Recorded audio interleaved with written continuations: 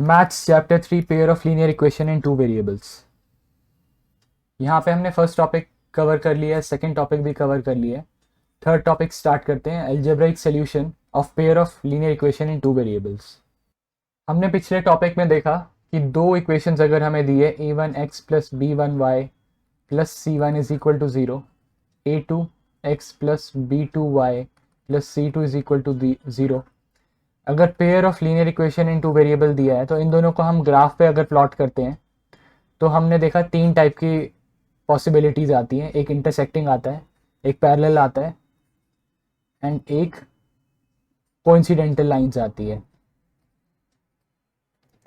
तो क्या given pair of linear equation in two variable को ग्राफ पे प्लॉट करने के बाद ही हम उनका नेचर बता सकते हैं कि उनका सोल्यूशन एक आएगा या नो सोल्यूशन होगा या इन्फिनिट सोल्यूशन होंगे?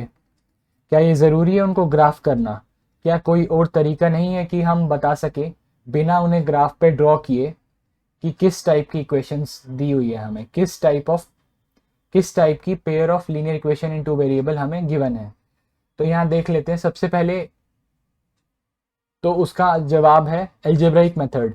अलजेब्राइक मेथड से हम बता सकते हैं कि जो given pair of linear equation in two variable है क्या वो किस नेचर के ग्राफ बनाएगा, उसके सॉल्यूशंस कितने होंगे। तो सबसे पहला केस 2 ले लेते हैं, कोइंसिडेंटल लाइंस का। फॉर एग्जांपल हमें इक्वेशन दी है 5x minus 2y plus 1 is equal to 0, 10x minus 4y plus 2 is equal to 0।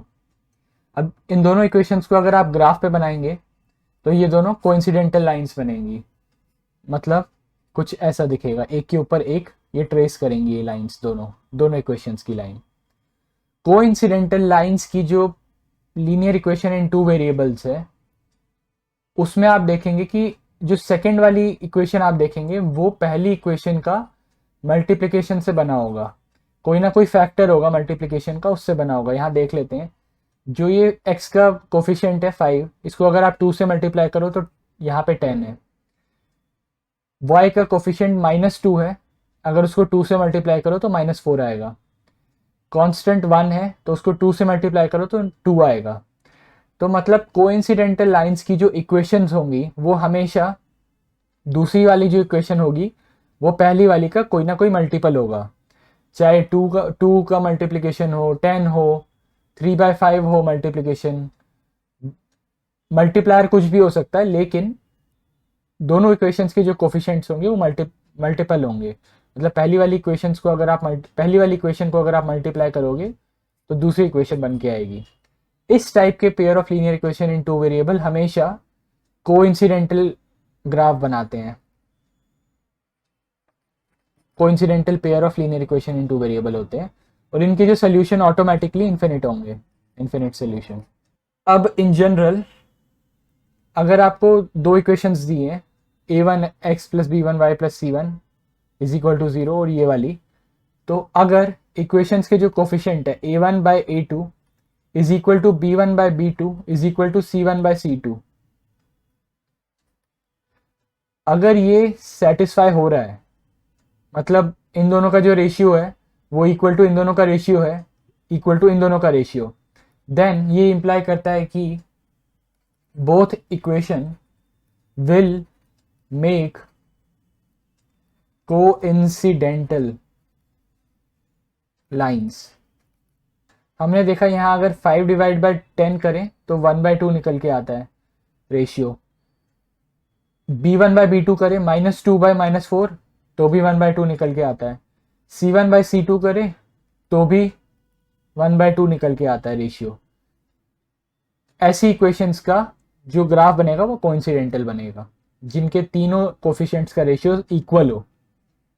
दूसरी चीज, they will have infinite solution. तीसरी चीज, coincidental lines consistent pair of lines होता है। Pair of linear equation in two variable are consistent. Consistent का मतलब they have solution. एक solution हो या इन्फिनिट हो उससे कोई मतलब नहीं है, लेकिन उनका सोल्यूशन एग्जिस्ट करता है, इसीलिए उनको बोलते हैं कंसिस्टेंट। एक चीज और, both have same slope. Slope मतलब कि स्लोप ऐसे समझो कि सपोज एक लाइन बनाई है ग्राफ पेपर पे, तो उसमें आपने सबसे टॉप पे एक बॉल रखी है, तो वो कितनी तेजी से नीचे गिर रही है। अगर आप एक ऐसी लाइन बनाओ तो इसमें ज़्यादा तेज गिरेगा एज कंपेयर टू ऐसी लाइन, इसमें स्लो गिरेगी बॉल। तो मतलब इस लाइन का जो स्लोप है वो कम है, इस लाइन का स्लोप ज़्यादा है। तो स्लोप मतलब कि कितनी ढलान है, कितनी तेज बॉल किसी लाइन के ऊपर रखा तो गिरेगी।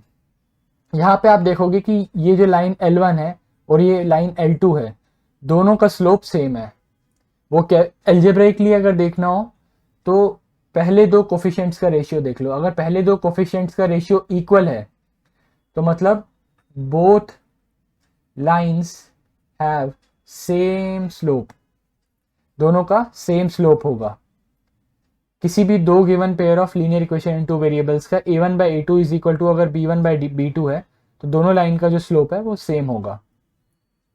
तो कोइंसिडेंटल लाइंस जो होती है उनका स्लोप सेम होता है, same slope. Non coincidental parallel lines, आप समझ ही गए होंगे कि जो अगर स्लोप के टर्म्स में देखें तो इन दोनों लाइंस का स्लोप भी सेम होगा। मतलब पैरेलल लाइंस जो होगी उनका a1/a2 is equal to b1/b2 होगा, क्योंकि ये स्लोप दिखाता है। तो इन दोनों लाइंस का अगर स्लोप सेम है, इस पे बॉल रखी तो वो भी उतनी तेजी से गिरेगी जितना इस पे गिरेगी, तो मतलब इन दोनों का स्लोप सेम है। तो इन दोनों के केस में भी a1/a2 और b1/b2 सेम होगा। तो डिफरेंट क्या होगा? डिफरेंट c1/c2 होगा। c1/c2 इन दोनों का अलग होगा। एग्जाम्पल देख लेते हैं। सपोज 5x - 2y + 1 इक्वेशन दी है। दूसरी इक्वेशन दी है 10x - 4y + 5 is equal to 0। अब यहाँ पे आप देखोगे कि जो ये पहले दो कोफिशिएंट्स है इनको अगर आप 2 से मल्टीप्लाई करो, मल्टीप्लाई बाय 2, तो ये वाले दो कोफिशिएंट्स बनते हैं। बट c1/c2 ये फॉलो नहीं करता ये मल्टीप्लिकेशन, इसीलिए जो इनका ग्राफ बनेगा वो ऐसी दो लाइंस बनेंगी जो सेम स्लोप की होंगी, लेकिन कांस्टेंट अलग होने के कारण जो दूसरी लाइन होगी वो शिफ्टेड होगी। कांस्टेंट ये रेशियो फॉलो नहीं कर रहा, इसलिए ये लाइन शिफ्ट हो जाएगी अपनी जगह से।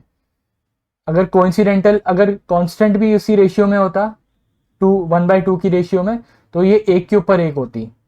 बट यहाँ पे कांस्टेंट वो रेशियो फॉलो नहीं कर रहा, नॉट इक्वल टू है। स्लोप तो दोनों का सेम है, लेकिन जो दूसरी लाइन है वो शिफ्ट हो गई है पहली लाइन से, क्योंकि इनका कांस्टेंट वो रेशियो फॉलो नहीं कर रहे। ऐसी लाइन को बोलते हैं नॉन कोइंसिडेंटल पैरेलल लाइंस। ऐसी लाइन का होता है no solution. Secondly, pair of linear equation in two variable are inconsistent. Inconsistent क्यों है? बिकॉज इनके कोई सोल्यूशन नहीं है, बिकॉज नो सोल्यूशन। ऐसी पेयर ऑफ Le2V जिनके कोई भी सोल्यूशन नहीं है उनको इनकंसिस्टेंट बोलते हैं। Thirdly, they both have same slope. Same slope क्यों है इन दोनों का? क्योंकि इन दोनों पे अगर आप बॉल रखोगे तो सेम स्पीड से गिरेगी। एंड अगर इसी चीज को एल्जेब्रिकली देखना हो तो a1/a2 is equal to b1/b2 है किसी इक्वेशन का, तो उनका स्लोप सेम होगा। थर्ड देख लेते हैं, केस 1, इंटरसेक्टिंग लाइंस का केस देख लेते हैं। ऐसी कोई भी दो लाइंस जिनका स्लोप डिफरेंट है, मतलब दोनों का ढलान अलग अलग है, तो वो हमेशा मीट करेगी वन पॉइंट पे, वो हमेशा एक पॉइंट पे इंटरसेक्ट करेगी। यहाँ पे जैसे इन दोनों का स्लोप अलग है, इसका स्लोप अलग है, इसका स्लोप अलग है, दोनों पे बॉल अलग अलग स्पीड से गिरेगी, तो ये दोनों आगे जाके कहीं ना कहीं वन पॉइंट पे मीट करेंगे अगर इनको एक्सटेंड करें। सिमिलरली अगर एक और एग्जांपल दिखाऊं तो ये दोनों लाइन का स्लोप अलग है, तो ये दोनों भी एक पॉइंट पे मीट कर रही हैं। वन सोल्यूशन होगा इसका, एक पॉइंट पे इंटरसेक्ट करेगी। ऐसी दो लाइंस जिनका स्लोप अलग है वो हमेशा वन पॉइंट पे इंटरसेक्ट करेगी आपस में। तो ऑटोमेटिकली आप समझ गए होंगे कि इनका a1/a2 is not equal to b1/b2 होगा, क्योंकि ये स्लोप दिखाता है। c1/c2 से कोई मतलब ही नहीं है यहाँ पे, चाहे वो, इसका एग्जाम्पल देख लेते हैं। 5x - 2y + 1 is equal to 0, 10x - 3y + 5 is equal to 0। अब यहाँ पे इनका ग्राफ बनाए तो इनका ग्राफ ऐसा कुछ बनता है।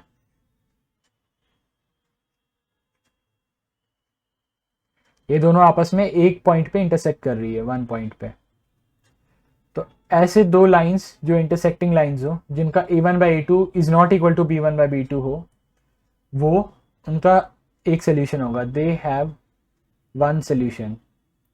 Secondly, they are consistent pair of Le2V। thirdly, they both have different slope। Different slope होने के कारण ही वो आपस में इंटरसेक्ट कर रही है एक पॉइंट पे। तो आपको तीनों इक्वेशंस के लिए, तीनों केसेस के लिए ये याद रखना है, ये रिलेशन, ये समराइज किया हुआ है एनसीईआरटी में। आप देखोगे जो पहला एग्जांपल है वो a1 by a two is not equal to b1 by b two है, तो ये इंटरसेक्टिंग लाइंस होंगी क्योंकि इनका स्लोप अलग होगा। ये रेशियो फॉलो नहीं हो रहा, मतलब स्लोप अलग है, तो इनका एक सोल्यूशन होगा। यहाँ पे सेकेंड एग्जाम्पल देख लेते हैं। ये सेकेंड एग्जाम्पल है कोइंसिडेंटल लाइंस का, इनका स्लोप भी इक्वल है और कांस्टेंट भी उसी रेशियो में है, मतलब ये एक के ऊपर एक ट्रेस होंगी। कोइंसिडेंटल लाइंस है, इनका इन्फिनिटली मैनी सोल्यूशंस होंगे। यहाँ पे आप देख सकते हैं इनके रेशियो निकाले हुए हैं कोफिशिएंट्स के, 2/4, 3/6, ये भी 1/2 होगा, ये भी 1/2 होगा, -9/-18 भी 1/2 होगा। तो इनका ये तीनों रेशियो इक्वल है, a1 by a two is equal to b1 by b two is equal to c1 by c2। Third case इन्होंने दिखाया है एनसीईआरटी में। Third case is parallel lines. Parallel lines क्यों है ये?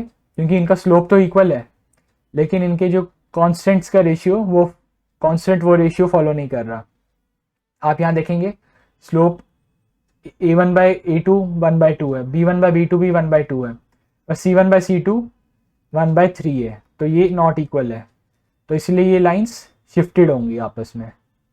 स्लोप तो दोनों का इक्वल होगा पर लाइंस शिफ्टेड होंगी। यहाँ पे लाइंस एक के ऊपर एक है कोइंसिडेंटल के केस में, तो पैरेलल लाइंस के लिए नो सोल्यूशन होगा। तो ये वाला रेशियो, ये आपको रिलेशनशिप याद रखनी है। Check graphically whether pair of equations this and this is consistent, if so solve them graphically. हमें पता है कि कंसिस्टेंट मतलब या तो इनका एक सोल्यूशन हो, मतलब इंटरसेक्टिंग हो, इंटरसेक्टिंग, या दोनों equations, pair of equations coincidental हो।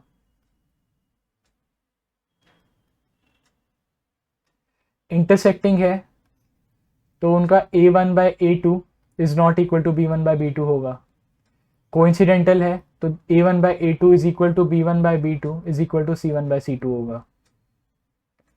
यहाँ पे ग्राफिकली चेक करना है, एल्जेब्रिकली चेक नहीं करना। तो मतलब दोनों का आप ग्राफ बनाओगे और ग्राफ पे जैसा आया वैसे आंसर देना है कि मतलब कोइंसिडेंट कंसिस्टेंट है कि नहीं है। अगर ये दोनों टाइप है तो कंसिस्टेंट है, अगर पैरेलल है तो इनकंसिस्टेंट हो जाएगा। पर हम यहाँ एल्जेब्रिकली चेक करते हैं। यहाँ पे जो x का कोफिशिएंट है 1 है, यहाँ पे x का कोफिशिएंट 2 है, तो a1 बाई 2 हो जाएगा 1/2, b1 बाई बी टू हो जाएगा 3/-3, तो ये हो जाएगा नॉट इक्वल टू, मतलब this implies a1 by a two is not equal to b1 by b two. ये क्या इंप्लाई कर रहा है? ये इंप्लाई करता है कि ये given of pair equations intersecting lines बनाएंगी। अगर आप इनका ग्राफ बनाओगे तो इंटरसेक्ट करेंगी एक जगह पे, इंटरसेक्टिंग लाइंस होंगी। ये क्या इंप्लाई करता है? ये इंप्लाई करता है कि इनका वन सोल्यूशन होगा। ये क्या इंप्लाई करता है? ये इंप्लाई करता है कि ये कंसिस्टेंट पेयर होंगे, कंसिस्टेंट पेयर ऑफ Le2V। क्यों? क्योंकि इनका सोल्यूशन एग्जिस्ट करता है, solution exists. Example 5, graphically find whether following pair of equations has no solution, unique solution और इन्फिनिटली मनी सोल्यूशन। तो यहाँ पे a1 बाई ए टू देख लेते हैं क्या है, 5/3, b1 बाई बी टू है 8/-24/5, c1 बाई c2 है 1/3/5। इनको रीअरेंज कर लेते हैं, ये हो जाएगा 5/3, ये हो जाएगा, ये भी हो जाएगा 5/3। इसको करेंगे आप तो प्लस से प्लस, माइनस से माइनस कट जाएगा, ये 3 हो जाएगा, ये भी 5/3 हो जाएगा, c1 बाई c2 भी 5/3 हो जाएगा। ये क्या इंप्लाई कर रहा है? ये इंप्लाई कर रहा है कि a1 by a two is equal to b1 by b two is equal to c1 by c2। ये क्या इंप्लाई कर रहा है? ये इंप्लाई कर रहा है कि ये दोनों pair of linear equation in two variable coincidental lines है। कोइंसिडेंटल लाइंस के इन्फिनिटली मैनी सोल्यूशन होते हैं। तो इसमें आंसर जो होगा ये वाला होगा सही, इन्फिनिटली मैनी सोल्यूशन। क्या ये consistent pair of linear equation into variable है? यस, दे आर कंसिस्टेंट, क्योंकि इनका सोल्यूशन एग्जिस्ट करता है। Example 6, Champa went to sale to purchase some pants and skirts. When her friends asked her how many of each she had bought, she answered the number of skirt is 2 less than twice the number of pants purchased. मतलब उसका answer था, जो उसने skirts खरीदी, number of skirts S थी, वो कितना था? वो 2 कम था कितने में से? Twice the number of pants, 2 Guna pants में से 2 कम था वो। ठीक है। Also the number of skirts is 4 less than 4 times number of pants purchased. उसने एक और कंडीशन बताई कि जो नंबर ऑफ स्कर्ट्स था वो 4 गुना पैंट से 4 लेस था। Help her friends to find out how many pants and skirts Champa bought. तो इन दोनों को अगर आप ग्राफिकली बनाओगे तो पहली वाली इक्वेशन को लिख लेते हैं, s minus 2p plus 2 is equal to 0, s minus 4p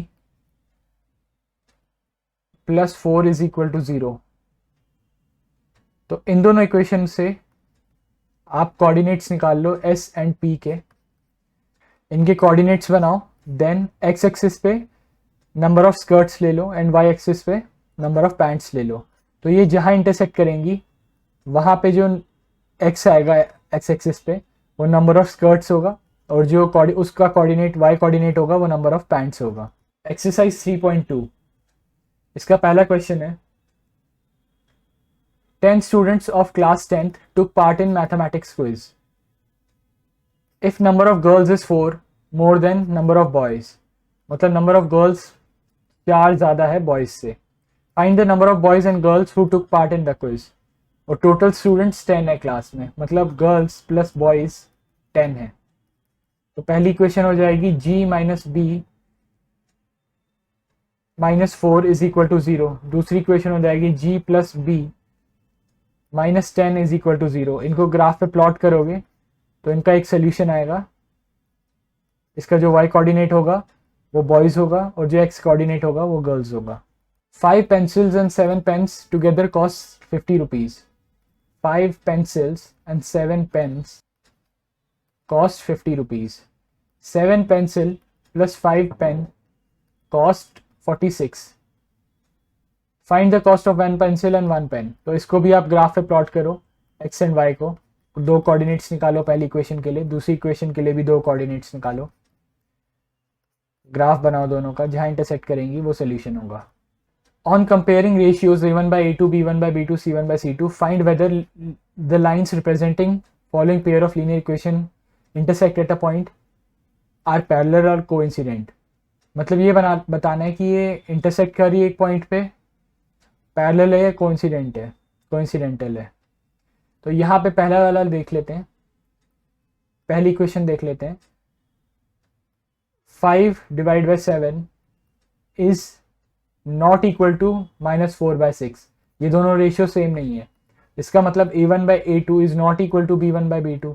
इसका मतलब ये इंटरसेक्टिंग लाइंस होगी, इंटरसेक्टिंग लाइंस। सेकेंड वाला देख लेते हैं, 9 बाई 18 इज इक्वल टू 3/6। क्या ये रेशियो फॉलो हो रहा है? हो रहा है। 1/2 is equal to 1/2 is equal to 12/24। ये भी रेशियो फॉलो हो रहा है। इसका मतलब a1 by a2 is equal to b1 by b2 is equal to c1 by c2। इसका मतलब ये कोइंसिडेंटल लाइंस होगी, कोइंसिडेंटल लाइंस। इसके इन्फिनिट सोल्यूशन होंगे, इसका 1 सोल्यूशन होगा। थर्ड वाला पार्ट देख लेते हैं, यहाँ पे 6/2 is equal to -3/1 -1 is equal to 10/9। ये रेशियो फॉलो हो रहा है क्योंकि ये 3/1 हो जाएगा, ये भी 3/1 हो जाएगा, बट ये 10/9 फॉलो नहीं कर रहा है ratio. This implies A1 by A2 is equal to B1 by B2 is not equal to C1 by C2। ये क्या इंप्लाई कर रहा है कि पैरेलल लाइंस होंगी। दिस इंप्लाइज नो सोल्यूशन, इनका सोल्यूशन नहीं होगा। थर्ड क्वेश्चन देख लेते हैं। Find out whether pair of given equation are consistent और इनकंसिस्टेंट। कंसिस्टेंट हमें पता है, कंसिस्टेंट ऐसी इक्वेशन है जो सोल्यूशन एग्जिस्ट करता हो जिसका, और वो दो ही टाइप के होते हैं, एक कोइंसिडेंटल एंड दूसरा इंटरसेक्टिंग। तो पहला वाला पार्ट देख लेते हैं। 3/2 इज इक्वल टू 2/-3। तो ये दोनों इक्वल नहीं है, ये रेशियो। इसका मतलब ये इंटरसेक्टिंग लाइंस है, इसका मतलब इनका एक सोल्यूशन है। This implies they are consistent, क्योंकि इसका सोल्यूशन एग्जिस्ट करता है। सेकेंड देख लेते हैं। 2/4 इज इक्वल टू -3/-6। क्या रेशियो फॉलो हो रहा है? 1/2 इज इक्वल टू 1/2 हो रहा है। Is equal to -8 divide by -9। इस 8 को यहाँ लाओगे, जनरल फॉर्म में लिखना है A1x plus B1y plus C1 is equal to 0, A2x plus B2y plus C2 is equal to 0। तो 9 को भी यहाँ ले जाओगे तो ये -8 -9 हो जाएगा। तो ये फॉलो नहीं, C1/C2 ये रेशियो फॉलो नहीं कर रहा 1/2 का। तो दिस इंप्लाइज स्लोप दोनों का सेम है लेकिन दोनों शिफ्टेड है, इसका मतलब पैरेलल है ये। इसका मतलब नो सोल्यूशन है, इसका मतलब ये inconsistent pair of linear equation है। तीसरा देख लेते हैं।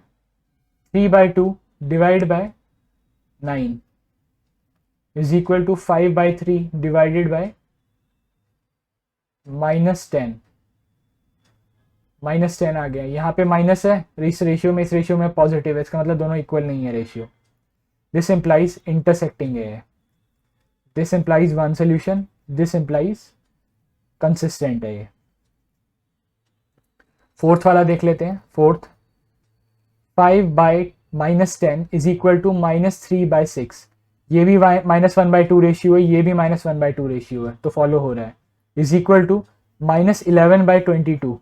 ये यहाँ जाके -11 हो जाएगा, ये यहाँ जाके 22 हो जाएगा। ये भी -1/2 है। ये क्या इंप्लाई कर रहा है? इंप्लाई कर रहा है A1/A2 is equal to B1/B2 is equal to C1/C2। दोनों का स्लोप भी सेम है और दोनों का कांस्टेंट भी वो रेशियो फॉलो कर रहा है, मतलब ये कोइंसिडेंटल लाइन है, एक के ऊपर एक होगा। इसका मतलब इन्फिनिट सोल्यूशन है इसके। इसका मतलब ये कंसिस्टेंट है क्योंकि इसका सोल्यूशन एग्जिस्ट करता है। सिमिलरली आप फिफ्थ वाला आप खुद ट्राई कर सकते हैं। Which of the following pair of linear equation in two variable are consistent and inconsistent? If consistent, obtain solution graphically. यहाँ देख लेते हैं। 1/2 is equal to 1/2 is equal to ये -5/-10 हो जाएगा, तो ये भी 1/2 हो जाएगा, तो ये हो जाएगा कोइंसिडेंटल। कोइंसिडेंटल मतलब एक के ऊपर एक होगी, इसका मतलब ये हो जाएगा कंसिस्टेंट क्योंकि इसका सोल्यूशन एग्जिस्ट करता है। ये है 1/3, ये है -1/-3 और ये हो जाएगा -8/-16। तो ये रेशियो 1/3 है, ये रेशियो भी 1/3 है, बट C1/C2 वो रेशियो फॉलो नहीं कर रहा। इसका मतलब ये जो लाइंस है ये पैरेलल है क्योंकि स्लोप सेम है और लेकिन ड्रिफ्टेड है लाइंस। इसका मतलब नो सोल्यूशन, इसका मतलब इनकंसिस्टेंट। ये और ये आपको ट्राई करो। इनको आपको ग्राफिकली बना के सोल्यूशन निकालना है इनका ग्राफिकली। मतलब जो कोइंसिडेंटल है उसमें इन्फिनिट सोल्यूशन होंगे तो उसमें निकालने का कोई मतलब नहीं है। पैरेलल अगर लाइंस आ रही हैं तो उसमें भी निकालने का मतलब नहीं क्योंकि उसमें नो सोल्यूशन होगा। जो इंटरसेक्टिंग होगी, सपोज ये इंटरसेक्टिंग आ रहा है, इसमें वन सोल्यूशन होगा तो इसको निकालने का मतलब है ग्राफ पे, क्योंकि ये एक जगह पे इंटरसेक्ट करेंगी तो उसका जो कोऑर्डिनेट्स होंगे वो सोल्यूशन होगा। तो जो इन दोनों में से अगर कोई इंटरसेक्टिंग आ रहा है तो उसका सोल्यूशन निकाल लो। इसका निकालने की जरूरत नहीं है, इसका निकालने की भी जरूरत नहीं है। फिफ्थ क्वेश्चन है, half the perimeter of rectangular garden whose length is 4 metre more than its width.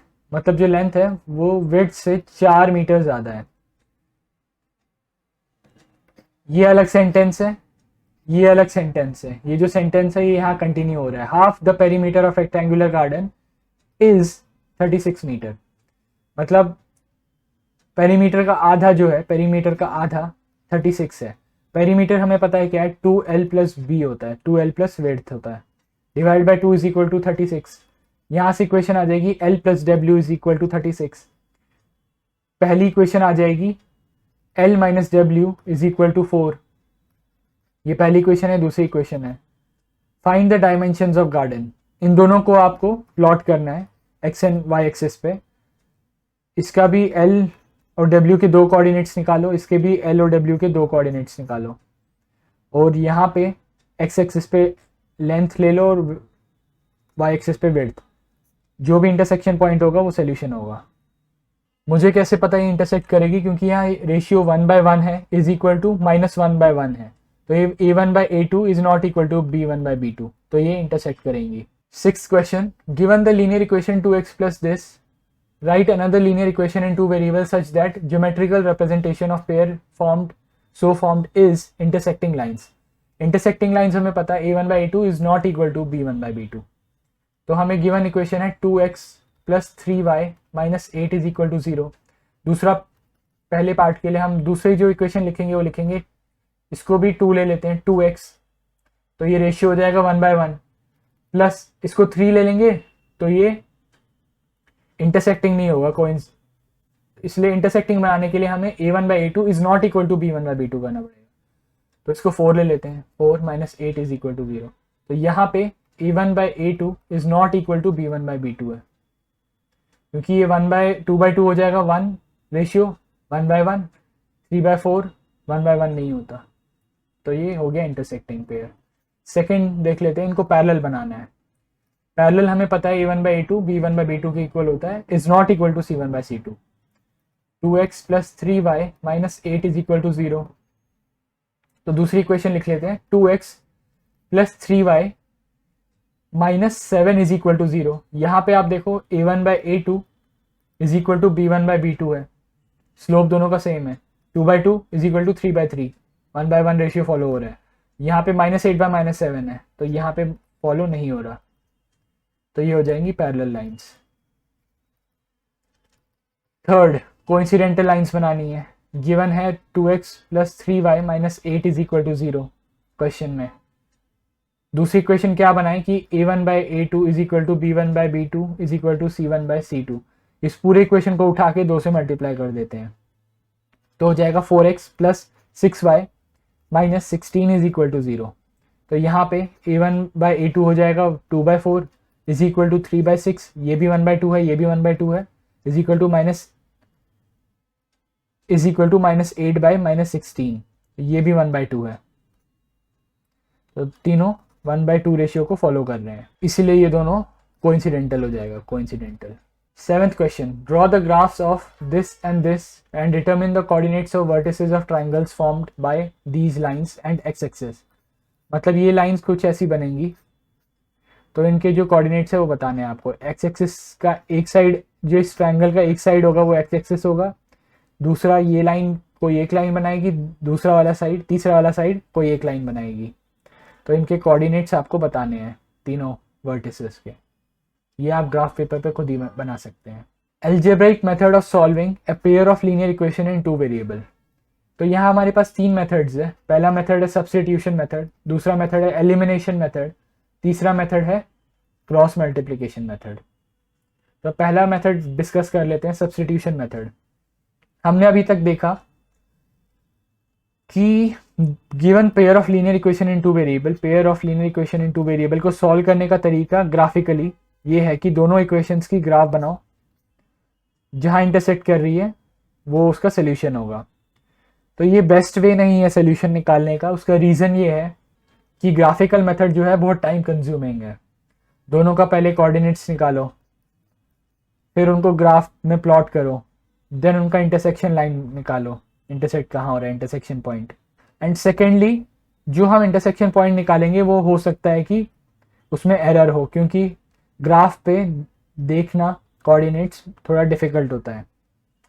इसलिए हम एल्जेब्रिक मेथड्स देखेंगे, जिससे हमें ग्राफ बनाने की ज़रूरत नहीं पड़ेगी, हम डायरेक्टली उन दोनों इक्वेशंस को सॉल्व कर सकते हैं। तो सबसे पहला मेथड देख लेते हैं, सब्स्टिट्यूशन मेथड। इसको एग्जांपल से समझ लेते हैं। यहाँ पे दो इक्वेशंस दी हैं जिनको सॉल्व करना है हमें। तो पहली इक्वेशन लिख लेते हैं 7x minus 15y is equal to 2। Second equation है x plus 2y is equal to 3। अब इन दोनों इक्वेशंस में से किसी भी इक्वेशन से x वेरिएबल की वैल्यू निकाल लो। यहाँ से निकालना इजी है। x is equal to 3 minus 2y। तो x को हमने LHS में x आ गया इंडिविजुअल, और RHS में कोई एक्सप्रेशन आ गई हमारे पास। तो अब ये जो x की वैल्यू आई है, ये एक्सप्रेशन, इसको हम सब्स्टिट्यूट करेंगे इस x में, इस x की जगह। तो इसको इससे सब्स्टिट्यूट कर देते हैं, रिप्लेस कर देते हैं।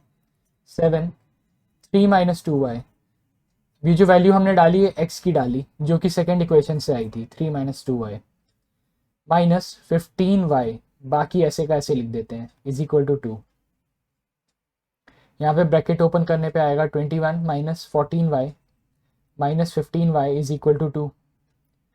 ये आ जाएगा 19 इज इक्वल टू 29y। तो यहाँ से y निकल के आएगा 19/29। अभी जो y की वैल्यू आई है, इसको किसी भी इक्वेशन में डाल दो, चाहे इस इक्वेशन में डाल दो, चाहे इस इक्वेशन में डाल दो। मैं इसमें डालूंगा क्योंकि इसमें रेडिली x की वैल्यू आ जाएगी। 3 माइनस 2 इंटू, अब y की जगह ये वैल्यू डाल दो, y की वैल्यू 19/29। तो x की वैल्यू आ जाएगी 3 minus 38/29 which is equal to 49/29। तो यहाँ से जो x की वैल्यू आई है, x इज इक्वल टू 49/29 आई है, और जो y की वैल्यू है वो 19/29। तो इन दोनों को हमने सॉल्व कर दिया बाय सब्स्टिट्यूशन मेथड, और ये x की वैल्यू आई और ये y की वैल्यू आई। तो सब्स्टिट्यूशन मेथड में कुछ नहीं करना, उसमें एक इक्वेशन पकड़ लो कोई सी भी। मैंने यहाँ सेकेंड वाली ले ली, वहाँ से x की वैल्यू निकाल लो, और x की जो वैल्यू आई, एक्सप्रेशन जो आया, उसको पहली इक्वेशन से रिप्लेस कर दो, पहली इक्वेशन में x को रिप्लेस कर दो। Example 8, solve question 1 of exercise 3.1 by method of substitution. Question 1 ये था, आफ्ताब टेल्स हिज डॉटर, तो ये हमने देखा था, इसमें आया था y minus 7 is equal to 7 into x minus 7। तो यहाँ से वैल्यू आ जाए, इक्वेशन बन जाएगी y minus 7 is equal to 7x minus 49। तो ये आ जाएगा 7x minus y minus 42 is equal to 0। ये पहली इक्वेशन आ गई हमारी। सेकेंड इक्वेशन थी y plus 3 is equal to 3 times daughter की एज। तो यहाँ से सेकेंड इक्वेशन आ जाएगी y plus 3 is equal to 3x plus 9। 3x minus y plus 6 is equal to 0, ये सेकेंड इक्वेशन है। अब इसमें से हम y की वैल्यू निकाल लेते हैं, y is equal to 3x plus 6। Second equation में से मैंने y की वैल्यू निकाल ली। अब ये मैं y की वैल्यू जो है, ये पहली इक्वेशन में रिप्लेस कर दूंगा y को। तो पहली इक्वेशन से आ जाएगा 7x minus 3x plus 6 minus 42 is equal to 0। तो यहाँ से आ जाएगा 4x minus 6 minus 42 is equal to 0। तो यहाँ से x की वैल्यू आ जाएगी 48/4 which is x is equal to 12। x की वैल्यू आ जाएगी 12। अब इस x की जो वैल्यू आई है, इसको मैं y में x से रिप्लेस कर दूंगा, यहाँ पुट कर दूंगा x की वैल्यू। तो x into 12 plus 6 which is equal to 36 plus 6 42। यहाँ से जो y की वैल्यू आई 42 आई। ये हमने ग्राफिकली भी देखा था, यही सोल्यूशन आता है। 12,42 कोऑर्डिनेट्स थे जहाँ पे वो इंटरसेक्ट कर रहा था। तो ये हमने सब्स्टिट्यूशन मेथड से सॉल्व कर दिया। इसमें हमने दो इक्वेशंस लिखना है पहले, और किसी भी इक्वेशन में या तो फर्स्ट इक्वेशन या तो सेकंड इक्वेशन में किसी भी एक वेरिएबल की वैल्यू निकाल लो। यहाँ पे मैंने y की वैल्यू निकाल ली सेकेंड इक्वेशन से, क्योंकि ये सिंपल था, y is equal to 3x plus 6 आ जाता, y को बस सिंपली यहाँ लेना था, और यहाँ पे मैंने फर्स्ट इक्वेशन में वो डाल दी, y की वैल्यू रिप्लेस कर दी। पिछले क्वेश्चन में मैंने सेकेंड इक्वेशन से x की वैल्यू निकाल ली थी, जो मैंने यहाँ फर्स्ट इक्वेशन में फिर पुट कर दिया था, सब्स्टिट्यूट कर दिया था। इसको कहते हैं substitution method. Example 9, let us consider example 2 in section 3.3, that is cost of 2 pencil and 3 eraser is 9 rupees. Cost of 2 pencil and 3 eraser is 9 rupees. Cost of 4 pencil and 6 eraser is 18. Cost of 4 pencil and 6 eraser is 18 rupees. तो यहाँ आप notice करोगे कि a1 by a2 is equal to b1 by b2 is equal to c1 by c2 है। ये ratio 1/2 1/2 1/2 है तीनों में। तो इसका मतलब कि ये कोइंसिडेंटल लाइंस बनेंगी, इसका मतलब इसका इन्फिनिट सॉल्यूशंस आएंगे। इसको सॉल्व करने की कोशिश करते हैं, देखते हैं क्या होता है। ये पहली इक्वेशन है, ये सेकंड इक्वेशन है। तो पहली इक्वेशन से मैं p की वैल्यू निकाल लेता हूँ, तो p हो जाएगा 9 माइनस 3e अपॉन 2 पहली इक्वेशन से, और सेकंड इक्वेशन में p की वैल्यू सब्स्टिट्यूट कर देता हूँ। सेकंड इक्वेशन में आ जाएगा 9 minus 3e by 2 plus 6e is equal to 18। इसमें p की वैल्यू रिप्लेस कर दी फर्स्ट इक्वेशन से। सेकेंड इक्वेशन बन जाएगी 2 into 9 minus 3e plus 6e is equal to 18। तो ये हो जाएगा 18 minus 6e plus 6e is equal to 18। तो ये आ जाएगा 18 इज इक्वल टू 18। अब यहाँ से हमें e की वैल्यू निकालनी थी, e की तो कोई वैल्यू ही नहीं निकली यहाँ से, और वो नहीं निकलेगी क्योंकि यहाँ पे यूनिक सोल्यूशन नहीं है, यहाँ पे कोई एक सोल्यूशन नहीं आएगा, यहाँ पे इन्फिनिट सोल्यूशन पॉसिबल है। ये लाइन कोइंसिडेंटल लाइंस है, इसीलिए यहाँ से e की वैल्यू भी नहीं निकलेगी, और इसी वजह से यहाँ से p की वैल्यू भी नहीं निकलेगी, p भी नहीं पता हमें।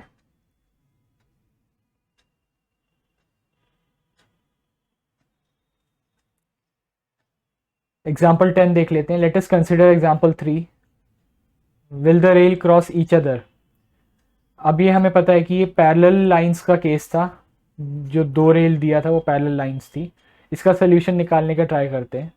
यहाँ पहली इक्वेशन से x की वैल्यू निकाल लेते हैं, 4 माइनस 2y आ जाएगा पहली इक्वेशन से, और दूसरी इक्वेशन में x की वैल्यू सब्स्टिट्यूट कर देते हैं।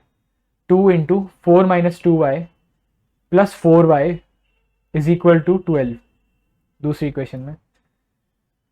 तो ये आ जाएगा 8 minus 4y plus 4y is equal to 12।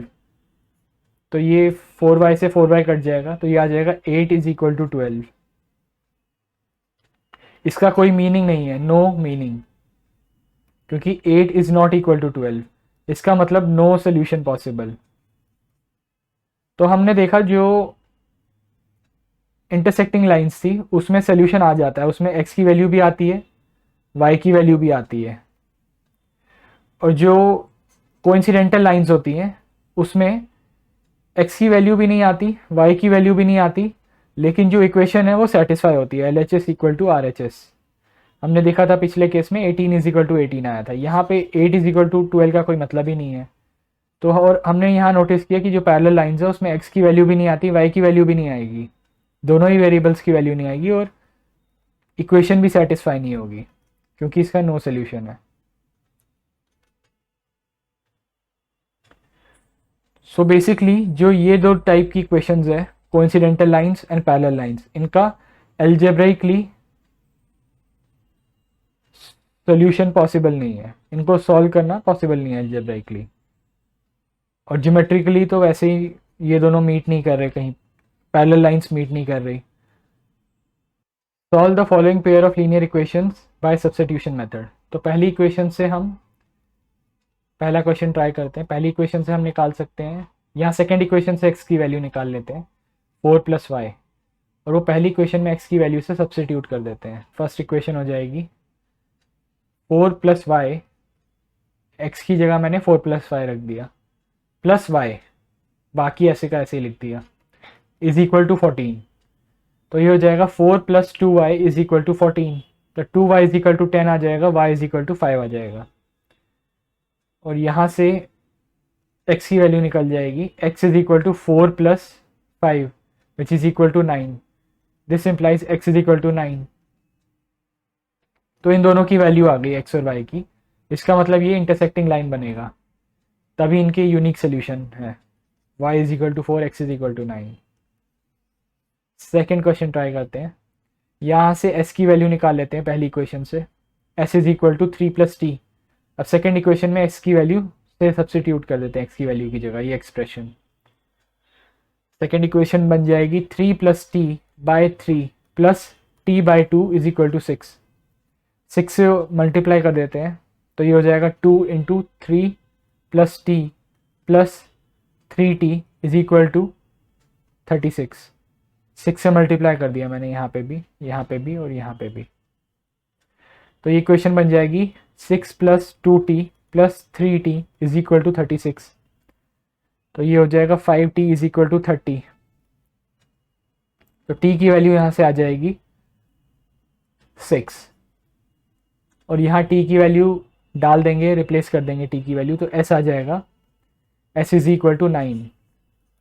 तो यहाँ यूनिक सोल्यूशन आ गया हमारा, मतलब ये दोनों पेयर ऑफ इक्वेशंस भी इंटरसेक्ट करेगी। इसको सॉल्व करते हैं। यहाँ पे a1 by a2 3 by 9 is equal to 1 by 3 minus 1 by minus 3 is equal to minus 3 by minus 9। तो ये तो कोइंसिडेंटल लाइंस है, इनका कोई सोल्यूशन नहीं आएगा, फिर भी इन्हें सॉल्व करते हैं। तो पहली इक्वेशन से मैं y की वैल्यू निकाल लेता हूँ, 3x माइनस 3। x की वैल्यू इसलिए नहीं निकाल रहा मैं पहली इक्वेशन से क्योंकि वो डिवीजन में 3 आ जाएगा। अगर मैं y की निकालूँ तो सिंपल है, 3x माइनस 3 आएगा। और सेकेंड इक्वेशन में सब्सटीट्यूट कर देता हूँ y की वैल्यू, 9x माइनस 3, y की जगह ये रख दूंगा 3x minus 3 is equal to 9। तो यहाँ से आ जाएगा 9x minus 9x minus plus 9 is equal to 9। तो ये आ जाएगा 9 इज इक्वल टू 9। इसका मतलब इन्फिनिट सोल्यूशन है इसका, कोइंसिडेंटल लाइंस है ये इक्वेशन ट्राई करते हैं। ये 1/2 है रेशियो, ये इज नॉट इक्वल टू 1/2, मतलब इसका यूनिक सोल्यूशन आएगा। a1/a2 is not equal to b1/b2। ये 1/2 है रेशियो, ये रेशियो 3/5 है। तो इसको आप खुद ट्राई कर सकते हो। Solve this equation and this equation, hence find m for which y is equal to mx plus 3। यहाँ m की वैल्यू निकालनी है। m की वैल्यू इस इक्वेशन में दो वेरिएबल है x और y, और तीसरा वेरिएबल m है। अगर हमें x पता चल गया, y पता चल गया, तो m हम निकाल सकते हैं। x और y इन दो इक्वेशन को सॉल्व करके आ जाएगा। तो पहली इक्वेशन से x की वैल्यू निकालते हैं, 2x is equal to 11 minus 3y। तो x आ जाएगा 11 माइनस 3y अपॉन 2, और सेकेंड इक्वेशन में पुट कर देते हैं x की वैल्यू। ये हो जाएगा 11 minus 3y by 2 minus 4y is equal to minus 24। 11 minus 3y minus 4y is equal to minus 24। ये आ जाएगा minus 7y is equal to minus 35। यहाँ से y की वैल्यू आ जाएगी 5। यहाँ हम y की वैल्यू पुट कर देंगे इस इक्वेशन में, तो x की वैल्यू आ जाएगी 11 माइनस 15 अपॉन 2। तो x की वैल्यू आ रही है नेगेटिव, माइनस 4/2 माइनस 2, x की वैल्यू आ जाएगी नेगेटिव। इक्वेशन हमें दी थी third equation, y is equal to mx plus 3। यहाँ y की वैल्यू डाल देते हैं और x की वैल्यू डाल देते हैं, तो m की वैल्यू खुद आ जाएगी। y 5 है माइनस 2m, x की वैल्यू माइनस 2 है, और m ऐसे का ऐसे ही लिख दिया प्लस 3। तो यहाँ से आ जाएगा m is equal to minus 1। Form a pair of linear equation for the following problems. Find their solution by substitution method. Difference between two numbers is 26. x minus y के बीच में डिफरेंस है 26, मतलब x बड़ा है y छोटा है। And one number is 3 times the other number, जो बड़ा नंबर है x is 3 times other number. ऐसा नहीं हो सकता y is equal to 3x, क्योंकि हमें पता है कि y जो है छोटा नंबर है और x बड़ा नंबर है। अगर हमने बड़ा x को बड़ा नंबर मान लिया है तो बड़े नंबर को 3 से मल्टीप्लाई करोगे तो और बड़ा हो जाएगा ये वैल्यू, इसलिए ये इक्वेशन नहीं बनेगी। जो ये सेकंड पार्ट है क्वेश्चन का, one number is 3 times the other, हम ये वाला रिलेशन बनेगा, x is equal to 3y, क्योंकि y छोटा है उसको 3 से मल्टीप्लाई करोगे तब जाके वो बड़े नंबर के इक्वल होगा। तो ये दो इक्वेशन हमें सॉल्व करनी है। तो यहाँ सेकंड इक्वेशन में तो x की वैल्यू आई चुकी है, उसको रिप्लेस कर देते हैं फर्स्ट में। तो फर्स्ट वाला बन जाएगा 3y minus y is equal to 26। तो यहाँ से आ जाएगा 2y इज इक्वल टू 26, तो y की वैल्यू आ जाएगी 13। एलिमिनेशन मेथड, इसमें एग्जांपल ले लेते हैं, एक example 11। The ratio of incomes of 2 person is 9:7। मतलब फर्स्ट पर्सन की इनकम 9x हो जाएगी, सेकेंड पर्सन की इनकम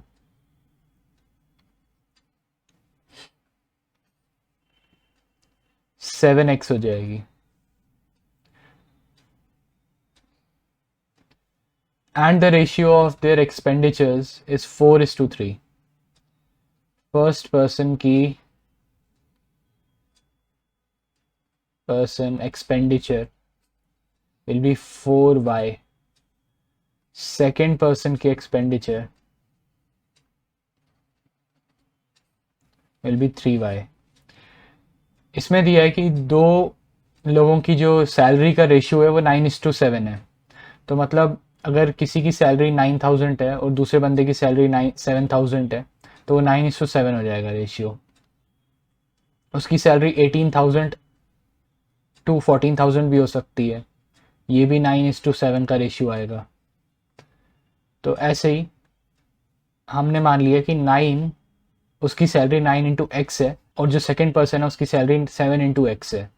तो x जो कॉमन फैक्टर है वो कट रहा है, हमें वो नहीं पता क्या है, इसलिए हमने मान लिया कि पहले वाले की सैलरी 9x है एंड दूसरे वाले की सैलरी 7x है। सिमिलरली उनके एक्सपेंडिचर्स का रेशियो दिया है, दैट मीन्स जो फर्स्ट पर्सन का एक्सपेंडिचर है वो 4 का कोई मल्टीपल है, सेकेंड पर्सन का जो एक्सपेंडिचर है वो 3 का कोई मल्टीपल है, इसीलिए ये y और y कॉमन फैक्टर कट के जो उनका रेशियो आ रहा है वो 4:3 आ रहा है।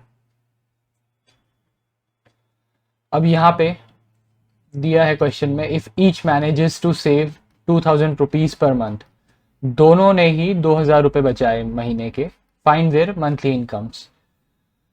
तो हमें पता है सेविंग जो होती है वो इनकम माइनस एक्सपेंडिचर होता है। जितना आप बचाते हो, जितना आप कमाते हो उसमें आप जितना खर्चते हो वो माइनस कर दो तो सेविंग हो जाएगी आपकी। सपोज आपने 10 रुपये कमाया, उसमें से 5 रुपये खर्च दिया, तो 10 माइनस 5 बच गया 5 आपकी सेविंग हो जाएगी। तो यहाँ पे जो सेविंग है वो 2,000 है फर्स्ट पर्सन की, फर्स्ट पर्सन की इनकम 9x है, फर्स्ट पर्सन का एक्सपेंडिचर 4y है।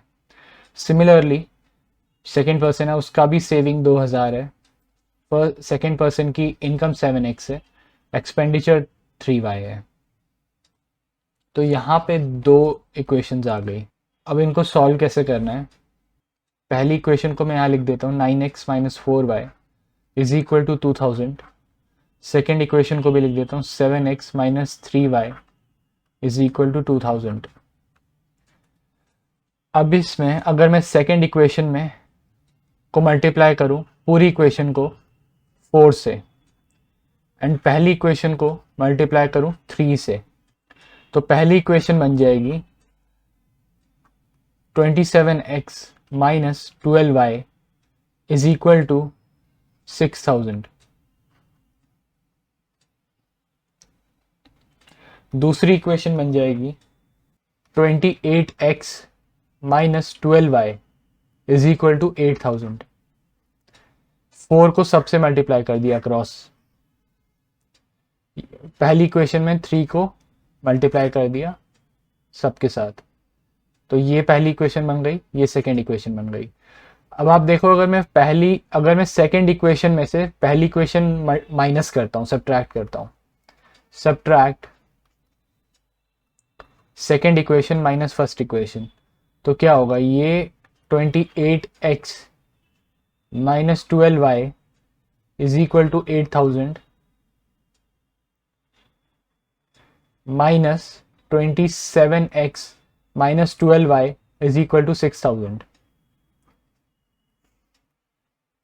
28 माइनस 27 ये हो जाएगा x, माइनस 12 माइनस माइनस 12 मतलब इसका फाइनल साइन प्लस आएगा, तो ये हो जाएगा माइनस 12 प्लस 12, तो ये हो जाएगा 0 इक्वल टू 8000 माइनस 6000 ये हो जाएगा 2000। तो x आ जाएगी 2000 वैल्यू x की। यहाँ पे हमने बेसिकली क्या किया, पहली इक्वेशन ले ली, दूसरी इक्वेशन ले ली, इसमें हमने दूसरा वेरिएबल y एलिमिनेट करने की कोशिश की। कैसे किया, हमें पता है 4 और 3 का जो कॉमन एलसीएम है, लोएस्ट कॉमन मल्टीपल, वो 12 है। तो यहाँ पूरी इक्वेशन को 4 से मल्टीप्लाई कर दिया सो दैट y का जो कोफिशिएंट आए वो 12 आए। ऊपर 3 से मल्टीप्लाई कर दिया ताकि y का कोफिशिएंट 12 आए, और दोनों इक्वेशंस को माइनस कर दिया, आपस में सब्ट्रैक्ट कर दिया सो दैट ये y वाली टर्म कट जाए और सिर्फ x वाली टर्म रह जाए। तो यहाँ x वाली टर्म रह गई विच इज इक्वल टू 2000, तो x की वैल्यू आ जाएगी 2000। अब y हम किसी भी इक्वेशन से निकाल सकते हैं, इस इक्वेशन से भी निकाल सकते हैं, इस इक्वेशन से भी निकाल सकते हैं। तो पहली इक्वेशन से निकालने का ट्राई करते हैं। तो यहाँ से 2000 is equal to 9 into 2000, x की वैल्यू 2000 थी, माइनस 4y, तो यहाँ से आ जाएगा 4y is equal to 8 into 2000। 2000 यहाँ जाके माइनस हो जाएगा 9 इंटू 2000 में से, तो 8 इंटू 2000 बच जाएगा, तो y आ जाएगा 2 into 2000। This implies y is equal to 4000। तो यहाँ x की वैल्यू 2000 आ गई, y की वैल्यू 4000 आ गई। x क्या था, x कॉमन फैक्टर था इन दोनों की सैलरी के रेशियो का, 9x और 7x। तो यहाँ से अगर हम पुट कर दे तो ये आ जाएगा 18000 इसकी सैलरी हो जाएगी, सेकेंड पर्सन की सैलरी हो जाएगी 7 इंटू 2000 विच इज 14000। यहाँ क्वेश्चन में पूछा था फाइंड देयर मंथली इनकम, तो उनकी मंथली इनकम 18000 हो जाएगी फर्स्ट पर्सन की, सेकेंड पर्सन की 14000 हो जाएगी। Use elimination method to find all possible solutions of following pair of linear equations. यहाँ पे क्वेश्चन में 2 इक्वेशंस दी है, इसमें अगर हम पहली इक्वेशन को 2 से मल्टीप्लाई करते हैं तो ये 4x बन जाएगा, और दोनों को माइनस कर देंगे, दोनों इक्वेशंस को। तो पहली इक्वेशन हो जाएगी, पहली इक्वेशन को 2 से मल्टीप्लाई करेंगे तो पहली इक्वेशन बनेगी 4x plus 6y is equal to 16। दूसरी इक्वेशन को ऐसे का ऐसे ही लिख देते हैं, 4x plus 6y is equal to 7। अब करते हैं सब्ट्रैक्ट, इसको इक्वेशन 3 बना लेते हैं। सब्ट्रैक्ट इक्वेशन 3 माइनस इक्वेशन 2, तो ये हो जाएगा 4x plus 6y is equal to 16 minus 4x plus 6y is equal to 7। 4x minus 4x ये हो जाएगा 0। 6y माइनस 6y ये हो जाएगा 0। 0 plus 0 is equal to 16 minus 7 ये हो जाएगा 9। तो ये आ गया 0 is equal to 9 which is not true, which implies this pair of linear equation in 2 variable has no solution, इसका कोई सोल्यूशन नहीं होगा। Example 13, the sum of 2 digit number and number obtained by reversing the digit is 66। 2 digit number लिख लेते हैं, suppose हम 23 लिखते हैं, तो 23 को मैं ऐसे भी लिख सकता हूँ 20 प्लस 3, इसको मैं ऐसे भी लिख सकता हूँ 2 इंटू 10 प्लस 3, मतलब 2 टेंस डिजिट है और 3 वंस डिजिट है, यूनिट्स डिजिट है। दूसरी इक्वेशन लिखता हूँ 68, तो इसको मैं ऐसे भी लिख सकता हूँ 6 इंटू 10 प्लस 8, जो 8 है वो यूनिट्स डिजिट है एंड 6 जो है टेंस डिजिट है। अब यहाँ क्वेश्चन में है कि क्वेश्चन में पूछ रहा है कि the sum of 2 digit number and the number obtained by reversing the digit is 66। Suppose x y 2 digit number है, तो यहाँ पे जो x एंड y है वो मल्टीप्लाई नहीं हो रहे, x डिनोट करता है टेंथ्स डिजिट एंड y डिनोट करता है यूनिट्स डिजिट उस नंबर का। तो इसको मैं ऐसे लिख सकता हूँ x इंटू 10 प्लस वाई। ये x और y यहाँ मल्टीप्लाई नहीं हो रहे, ये x डिनोट करता है टेंथ्स डिजिट 2 डिजिट नंबर का और y यूनिट्स डिनोट करता है, इसीलिए मैं इसको ऐसे लिख सकता हूँ। अब इसको रिवर्स कर दिया, सपोज yx लिख दिया, इसको मैं ऐसे डाल देता हूँ स्क्वायर ब्रैकेट्स में दिखाने के लिए कि ये मल्टीप्लाई नहीं हो रहे आपस में। अब इसको रिवर्स कर दिया, सपोज ये नंबर था 21, इसको रिवर्स कर दिया तो ये हो जाएगा 12। इसको मैं ऐसे लिखूंगा y इंटू 10 प्लस x। तो अब क्वेश्चन में बोल रहा है कि the sum of 2 digit number and the number obtained by reversing is 66। मतलब इसको अगर मैं इसमें ऐड कर दूं तो टोटल हो जाएगा 66। लिख लेते हैं 10x plus Y plus 10y plus x is equal to 66। तो ये हो जाएगा 11x plus Y is equal to 66। x plus Y आ जाएगा यहाँ से 6। तो ये हो जाएगी पहली इक्वेशन। सेकेंड पार्ट है क्वेश्चन का, if the digit of the number differs by 2 find the number. मतलब अगर डिजिट 2 से डिफर कर रहे हैं, मतलब ये जो x है x माइनस वाई, अगर x बड़ा मान लेते हैं नंबर और y छोटा नंबर मान लेते हैं, if x is greater then y, अगर x बड़ा है y से, मतलब ये सपोज 31 है नंबर 31, तो ये कह रहा है जो पहला डिजिट है 10th डिजिट और जो यूनिट्स डिजिट है उन दोनों में 2 का अंतर है, डिफर बाय 2, मतलब x minus y will be equal to 2। ये केस बनता है। हो सकता है yx बड़ा हो, मतलब y बड़ा हो और x छोटा हो। If y is greater than x, then उन दोनों में डिफरेंस ऐसे लिखा जाएगा y minus x is equal to 2। तो ये पहला केस हो गया केस 1, ये केस 2 हो जाएगा। तो हमारे पास केस 1 के लिए 2 इक्वेशंस आ गई, एक ये इक्वेशन जो दोनों केस के लिए कॉमन है, ये वाली इक्वेशन, एंड ये दूसरी इक्वेशन हो जाएगी फॉर केस 1। तो इसको सॉल्व करते हैं, इनको सिंपली हमें ऐड करना है तो y एलिमिनेट हो जाएगा। तो ये आ जाएगा x plus Y is equal to 6, ये पहली इक्वेशन है। एडिंग बोथ, दोनों को ऐड कर रहा हूं मैं, तो ये हो जाएगा 2x इज इक्वल टू 8। तो x यहाँ से आ जाएगा 4। अब यहीं से y की वैल्यू निकाल लेते हैं, y आ जाएगा 6 माइनस 4, मतलब y हो जाएगा 2। मतलब केस 1 था कि जो नंबर है वो है 42, जो xy नंबर है वो 42 है। केस 2 देख लेते हैं, इसमें x plus Y is equal to 6, ये पहली इक्वेशन है, ये सेकेंड इक्वेशन है। इन दोनों को ऐड कर देता हूं मैं, तो ये हो जाएगा 2y, x minus x cut जाएगा, 2y इज इक्वल टू 8। तो यहां से y आ जाएगा 4। इस इक्वेशन में अगर x निकाले तो x आ जाएगा, किसी भी इक्वेशन से x निकाल सकते हो, सेकेंड से भी निकाल सकते हो। तो x की वैल्यू आ जाएगी 2। मतलब केस 2 ये है कि जो नंबर था ओरिजिनल नंबर वॉज 24। दोनों ही नंबर सेटिस्फाई करते हैं गिवन जो क्वेश्चन में गिवन कंडीशन है। Sum of 2 digit number and number obtained by reversing is 66। 42 and 24 इसका रिवर्स अगर ऐड करें 24 तो ये 66 बनाता है, 66। और इन दोनों नंबर में जो डिफरेंस है वो 2 का डिफरेंस है, 4 माइनस 2 2 होता है, जो सेकेंड कंडीशन थी। सिमिलरली केस 2 में हमने देखा कि जो ये नंबर आया 24, इसका रिवर्स करे तो 42 आता है, इन दोनों को सम करे तो 66 होगा, और इन दोनों में जो डिफरेंस है वो 2 का डिफरेंस है। तो दोनों ही नंबर इस कंडीशन को सेटिस्फाई कर रहे हैं जो क्वेश्चन में दिया है। इसका मतलब जो आंसर होगा वो होगा 42 एंड 24। तो यहाँ पे 2 नंबर्स ऐसे हैं, क्वेश्चन में पूछा था how many such numbers are there जो ये कंडीशन सेटिस्फाई करते हैं, तो ऐसे 2 नंबर है। Solve the following pair of linear equation by elimination method and substitution method.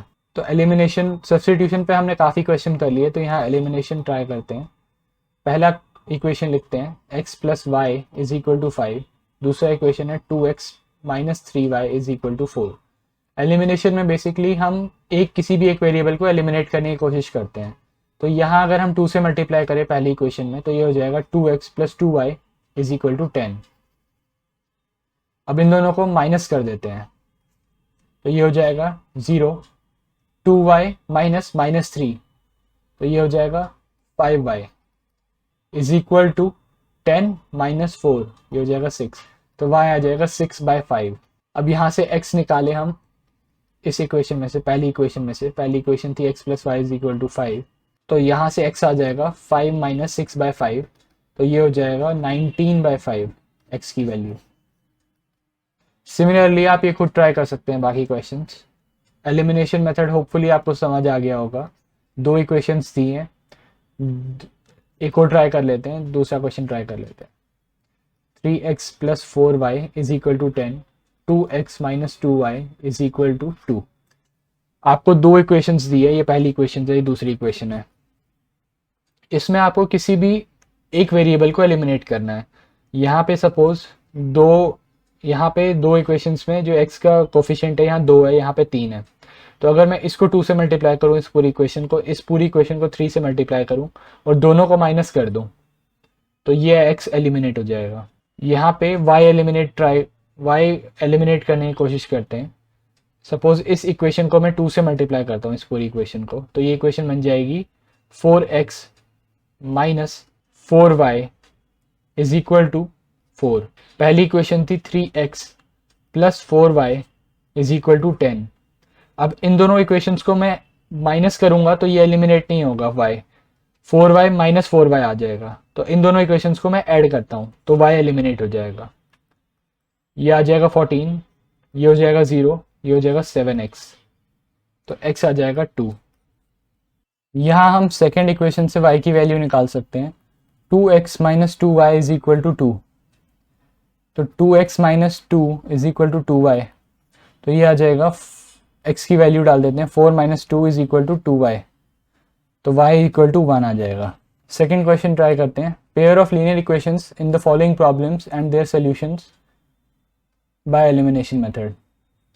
If we add 1 to numerator and subtract 1 from denominator, fraction reduces to 1। मतलब original fraction suppose ये है, original fraction is x by y।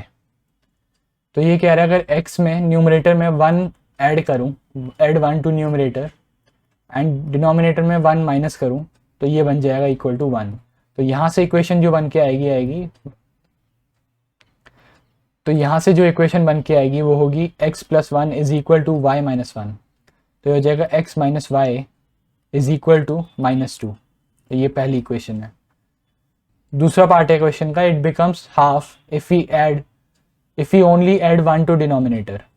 मतलब x by y में अगर 1 denominator में add करूँ तो ये हाफ हो जाएगा। यहाँ से इक्वेशन बन के आएगी 2x minus y is equal to 1। अब दूसरी इक्वेशन को मैं पहली इक्वेशन में से सब्ट्रैक्ट करता हूं तो y एलिमिनेट हो जाएगा। Second equation minus first equation, 2x minus y is equal to 1, x minus y is equal to minus 2, 2x minus x ये हो जाएगा x minus y minus of minus y ये हो जाएगा 0, 1 माइनस माइनस 2 ये हो जाएगा 3। तो यहाँ से x की वैल्यू आएगी 3। अगर आप y की वैल्यू निकालो यहाँ से फर्स्ट इक्वेशन में से तो y की वैल्यू आ जाएगी 3 plus 2 y is equal to 5। 5 years ago Noori was thrice as old as Sonu. मतलब नूरी की एज n ले लेते हैं तो n माइनस 5 हो जाएगा। 5 years ago नूरी की age was thrice as old as Sonu, मतलब 3 गुना थी सोनू की एज की तब, 5 साल पहले। ये 5 साल पहले सोनू की एज हो गई multiplied by 3। 10 years later Noori will be twice as old as Sonu, मतलब n प्लस 10, 10 साल बाद, 10 साल फ्यूचर में नूरी की एज होगी 2 गुना सोनू की एज की। तो पहली इक्वेशन आ गई n minus 5 is equal to 3s minus 15। तो यहाँ से आ जाएगा n minus 3s is equal to -10, ये पहली इक्वेशन हो जाएगी। दूसरी इक्वेशन हो जाएगी n+10 is equal to 2s plus 20, तो ये हो जाएगा n-2s is equal to 10, second equation हो जाएगी। अब अगर मैं पहली इक्वेशन में से सेकेंड इक्वेशन को माइनस करता हूँ 1 - 2, तो n एलिमिनेट हो जाएगा क्योंकि n के आगे कोफिशिएंट 1 है दोनों में। तो लिख लेता हूँ यहाँ n-3s is equal to -10 minus n-2s is equal to 10, तो ये हो जाएगा 0, minus s is equal to -20, तो यहाँ से s की वैल्यू आ जाएगी 20। अब अगर मैं पहली इक्वेशन में से फर्स्ट इक्वेशन में से सोनू की एज पुट कर देता हूँ तो n आ जाएगा n-3 into 20 is equal to -10 is equal to -10, तो n आ जाएगा -10 प्लस 60, ये हो जाएगा 50। तो नूरी की एज थी 50, अभी प्रेजेंट एज 50 है नूरी की, एंड सोनू की प्रेजेंट एज 20 है। The sum of digits of 2 digit number is 9, sum of digits of 2 digit number, तो एक्स वाई मान लेते हैं original digit, original x y मान लेते हैं 2 डिजिट नंबर। तो ये कह रहा है क्वेश्चन में x plus Y is equal to 9, मतलब उन दोनों डिजिट्स का सम 9 है। Also 9 times this number is twice the number obtained by reversing the order of digits. जो भी प्रेजेंट नंबर है वो है 10x plus Y, 10x plus Y है। तो ये कह रहा है अगर मैं 10x प्लस वाई को 9 से गुना करूं, 9 टाइम्स करूं, 9 times this number is twice number obtained by reversing, मतलब 2 गुना उसके रिवर्स का 10y प्लस एक्स, क्योंकि इसका रिवर्स हो जाएगा 10y प्लस एक्स, xy नंबर का रिवर्स yx होगा, which is equal to 10y plus x. तो इसको सॉल्व कर लेते हैं। 90x plus 9y is equal to 20y plus 2x, तो ये आ जाएगा 88x is equal to 11y, ये this implies y is equal to 8x। तो ये एक इक्वेशन हो जाएगी, ये सेकंड इक्वेशन है हमारे पास। तो y की वैल्यू हमारे पास है, इसको y की वैल्यू सब्स्टिट्यूशन मेथड लगाते हैं, y की वैल्यू वहाँ प्लेस कर देते हैं। तो सेकंड इक्वेशन हो जाएगी x प्लस 8x, y की जगह मैंने y की वैल्यू रख दी 9, तो ये हो जाएगा 9x इक्वल टू 9, तो x हो जाएगा 1, y आ जाएगा 8। तो मतलब जो नंबर था ओरिजिनल वो नंबर था 18। देख लेते हैं कि ये क्या कंडीशन को सेटिस्फाई करता है कि नहीं। पहला है sum of digits of 2 digit number is 9, मतलब इन दोनों का सम 9 होगा, है ट्रू है। 9 times this number is twice number obtained by reversing, मतलब 18 को 9 से मल्टीप्लाई करेंगे तो वो 2 इंटू 81 होगा। LHS देख लेते हैं, LHS होगा 162, RHS होगा भी 162 है RHS, तो ये भी ट्रू है। तो मतलब जो ओरिजिनल नंबर था वो 18 था। Cross elimination method, cross elimination हमारा थर्ड मेथड है to algebraically solve pair of Le2b।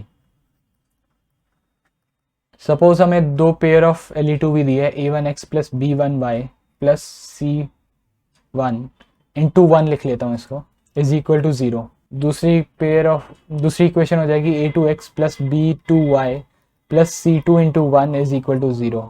ये पहली इक्वेशन है, दूसरी इक्वेशन है। तो यहाँ मैं x को ऐसे कैसे लिख देता हूँ नीचे, पहले वेरिएबल को, सेकंड वेरिएबल को भी लिख देता हूँ, थर्ड वेरिएबल, थर्ड जो है 1 है, 1 को भी ऐसे का ऐसे लिख देता हूँ। अब b से लिखना स्टार्ट करता हूँ, b1 b2 b1 b2 c1 c2, then a1 a2, then b1 b2 again b1 b2, मतलब पहले मैंने b1 लिखा, फिर c1 लिखा, फिर a1 लिखा दोबारा से, फिर b1 लिखा। अब इसमें क्रॉस मल्टीप्लिकेशन करनी है हमें, तो x हो जाएगा x divide by b1 into c2, b1 into c2 minus b2 into c1, b2 into c1, equal to y by C1 into A2, C1 into A2 minus C2 into A1, C2 into A1 is equal to 1 by A1 into B2, A1 B2 minus A2 B1, A2 B1। Cross multiplication निकालने के लिए ये relation आपको पता होना चाहिए। अब यहाँ से अगर हमें x निकालना हो तो x को इस पूरे एक्सप्रेशन से कंपेयर कर, इस पूरे एक्सप्रेशन के इक्वेट कर देंगे। अब अगर हमें x निकालना हो तो हम पूरे इस एक्सप्रेशन को इस पूरे एक्सप्रेशन से इक्वेट कर देंगे। तो x की वैल्यू आ जाएगी B1C2 minus B2C1 upon A1 B2 minus A2 B1। ये जो डिनोमिनेटर में x के, ये यहाँ जाके न्यूमरेटर बन जाएगा ये, एंड जो डिनोमिनेटर था 1 का वो ऐसे का ऐसे लिख दिया यहाँ पे। तो यहाँ से x की वैल्यू आ जाएगी। y की वैल्यू सिमिलरली इस पूरे एक्सप्रेशन को अगर हम इस पूरे एक्सप्रेशन से इक्वेट कर दें तो y की वैल्यू भी आ जाएगी C1A2 minus C2A1 divide by A1 B2 minus A2 B1। ये यहाँ से y की वैल्यू आ जाएगी। एग्जाम्पल 14 देख लेते हैं। From bus stand in Bangalore if we buy 2 tickets to Malleshwaram and 3 tickets to Yashwantpuram, the total cost is 46। 2 ticket Malleswaram की लिया तो 2m हो जाएगा कॉस्ट उन 2 टिकट्स का, और 3 टिकट्स यशवंतपुरम की 3y हो जाएगा कॉस्ट। तो टोटल कॉस्ट जो है 46 रुपीज़ है। If we buy 3 tickets to Malleswaram and 5 tickets to Yeshwantpuram, total is 74। Find the fares from bus stand to Malleswaram and Yeshwantpuram, मतलब m and y find out करना है। अब यहाँ क्रॉस मल्टीप्लिकेशन से करते हैं। पहला वेरिएबल लिखा m, दूसरा वेरिएबल लिखा y, तीसरा 1 लिखा। B1 B2 लिखना है 3 5, C1 C2 is minus 46 minus 74। ये 46 यहाँ जाके माइनस 46 हो जाएगा, 74 यहाँ जाके माइनस 74 हो जाएगा। Then A1 A2 2 3, then again B1 B2 3 5।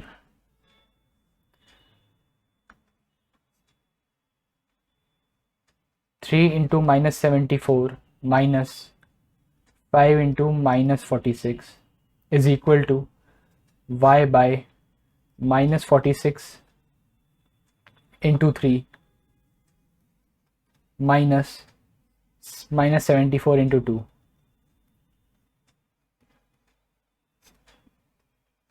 Is equal to 3 into minus 74 5 into minus 46 minus 5 into minus 46।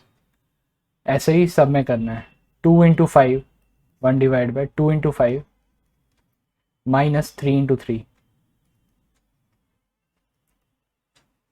अब अगर m निकालना है तो इस पूरे एक्सप्रेशन को इस पूरे एक्सप्रेशन से इक्वेट कर दो, तो m आ जाएगा 3 इंटू माइनस 74 माइनस, ये प्लस हो जाएगा 5 इंटू 46, 46 के माइनस से प्लस हो जाएगा, डिवाइड बाय 10, 2 इंटू 5 10 हो जाएगा माइनस 9।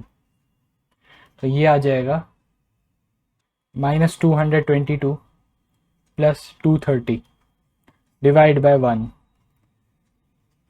तो m की वैल्यू आ जाएगी यहाँ से 8। अब इसमें से किसी भी इक्वेशन में m डाल देंगे तो y की वैल्यू भी आ जाएगी, या फिर y की वैल्यू आप इससे भी इक्वेट कर सकते हैं। ये पूरी एक्सप्रेशन को ये पूरी एक्सप्रेशन के इक्वल रख दो, तो y आ जाएगा minus 46 into 3 plus 74 into 2 divided by 10 minus 9। तो y की वैल्यू आ जाएगी यहाँ से minus 138 plus 148, y is equal to 10। मतलब यशवंतपुरम तक जो फेयर था वो 10 रुपीज़ था टिकट का, मलेश्वरम तक जो फेयर था टिकट का 8 रुपीज़ था। होपफुली आपको अब क्रॉस मल्टीप्लिकेशन मेथड समझ आ गया होगा और उससे कैसे एल्जेब्रिक सॉल्यूशन ला सकते हैं वो भी समझ आ गया होगा। For which value of p does the pair of equation has unique solution. हमें पता है अगर यूनिक सोल्यूशन इंटरसेक्टिंग लाइंस का होता है, इंटरसेक्टिंग लाइंस मतलब a1/a2 is not equal to b1/b2।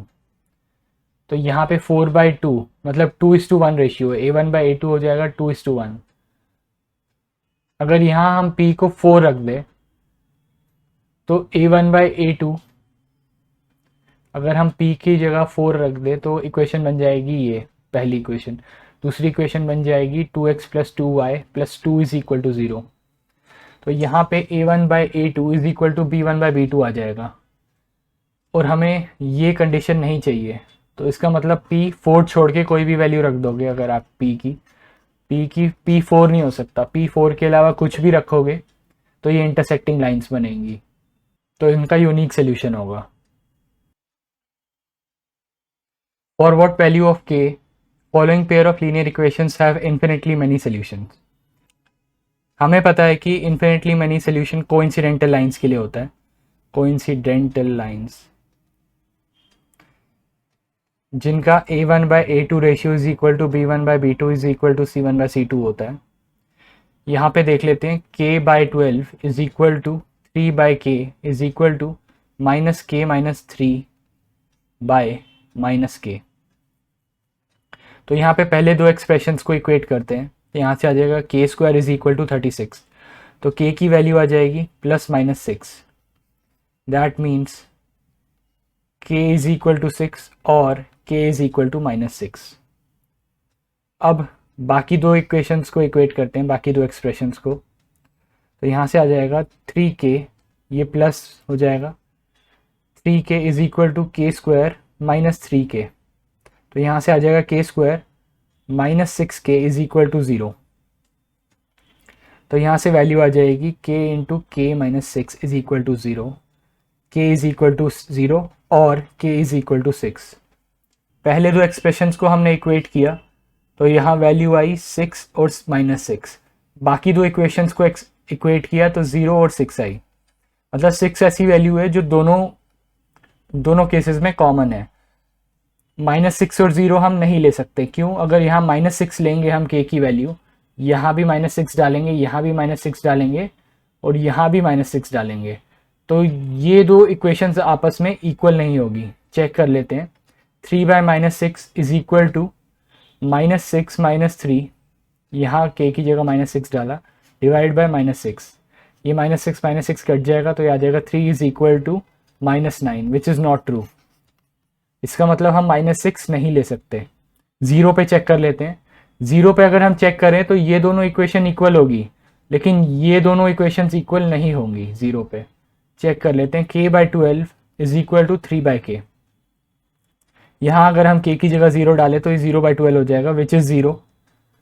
यहाँ पे 3/0 रखे तो ये अनडिफाइंड हो जाएगा, तो ये भी इक्वल नहीं है, इसीलिए k की वैल्यू हम 0 भी नहीं ले सकते।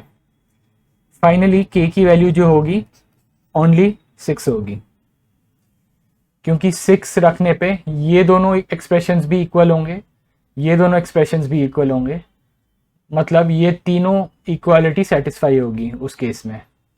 क्योंकि 6 इसके लिए भी, क्योंकि 6 पहली एक्सप्रेशन भी सेटिस्फाई कर रहा है, दूसरी इक्वेशन की भी इक्वालिटी सेटिस्फाई कर रहा है। Exercise 3.5. Which of the following pairs of linear equation have unique value, no solution or infinitely many solution? In case there is a unique solution, find it by using cross multiplication method. यहाँ पे देख लेते हैं 1/3 is equal to -3/-9, तो ये दोनों equal है। यहाँ पे इनफैक्ट ये पैरेलल लाइंस बनेंगी, क्योंकि यहाँ c1/c2 नॉट इक्वल टू ये रेशियो है, तो ये पैरेलल लाइंस होगा। No solution, no solution. दूसरा केस चेक कर लेते हैं। 2/3 is equal to 1/2 is not equal to 1/2। इसका कोफिशिएंट 1 है, इसका कोफिशिएंट 2 है, यहाँ 2/3, तो इसका यूनिक सोल्यूशन आएगा। दैट मीन्स इसको अब क्रॉस मल्टीप्लिकेशन मेथड से सॉल्व करने की कोशिश करते हैं। पहला वेरिएबल लिखा, दूसरा वेरिएबल लिखा एंड 1 लिखा, देन b1 b2 लिखा, 1 and 2, यहाँ पे b1 b2, then C1 C2 -5 and 8, 5 यहाँ जाके -5 हो जाएगा, 8 यहाँ जाके -8 हो जाएगा. Then A1 A2 2 and 3, then again B1 B2 1 and 2, x divided by 1 into 8 minus 2 into -5, ये हो जाएगा +10 is equal to -5 into 3 y by -5 into 3 is -15 minus 8 into 2 -16 is equal to 1 by 2 into 2 is 4 minus 3. तो x को equate कर देते हैं third expression से, तो ये आ जाएगा 18/1, तो x हो जाएगा 18. अब y वाली एक्सप्रेशन को थर्ड एक्सप्रेशन से इक्वेट करते हैं, तो ये हो जाएगा y इज इक्वल टू -31. तो यहाँ से x और y की वैल्यू आ जाएगी. सिमिलरली आप इसको खुद ही ट्राई कर सकते हो, क्रॉस मल्टीप्लिकेशन मेथड.